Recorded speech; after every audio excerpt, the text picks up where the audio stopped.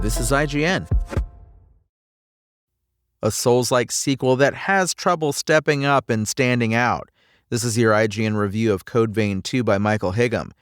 The idea of an anime-style Souls-like releases plenty of good chemicals in my brain, but the first Code Vein back in 2019 turned out to be just okay in my book. Like a number of Bandai Namco's original IP, I was intrigued to see that idea get another shot, which made me optimistic for Code Vein 2. However, with a middling execution of its open world and inconsistent gameplay qualities, this sequel doesn't necessarily improve upon its predecessor, and instead struggles to stand out in a somewhat saturated genre. Its story premise still compelled me through the 50 hours I spent to finish the main quest and all of the side content at least, but that time came with a lot of ups and downs.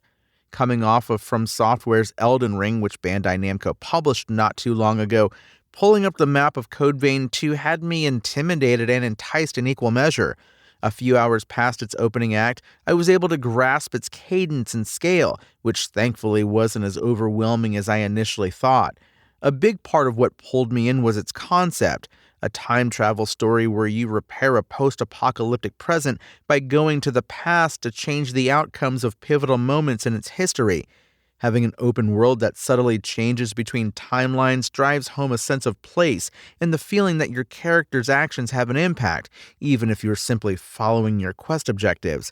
However, its storytelling style sells itself short at times, with key moments for its major characters relegated to barren, dreamlike visions. Vague dialogue gets overlaid as you stand there waiting for the next set of static character models to appear. It's hard to get a real gauge of what's happening or feel the gravity of the situations the story is trying to portray. It's evident in other dialogue sequences that the writing in Code Vein 2 is rather generic and missing some of the personality that would draw me in to care about the world I'm supposed to be fighting for. In the rare, fully animated cutscenes that tee up certain battles, however, Code Vein 2 shows great potential and had me hyped for the moment. But like its many parts, the momentum ends just as quickly as it starts. I think the open world serves its purpose as a vehicle for giving the story some impact. It struck a chord with me to visit a particular location in the before times, seeing where people struggled to eke out an existence, and then that same place dilapidated in the present. Navigating the open world is sometimes a pain, though.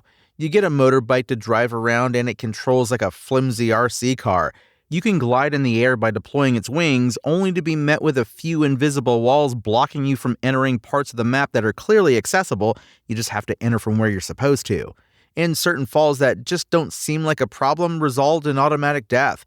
These seem like minor inconveniences, but they compound with several other ways that Code Vein 2 seems sloppy. Much like my sentiments about the story and open world, Code Vein 2's combat bounces around wildly in quality. A couple of bosses feature creative mechanics that are super tough but fair, conquerable by fully focusing on reading their attack patterns and seizing the rare opportunities you get to attack.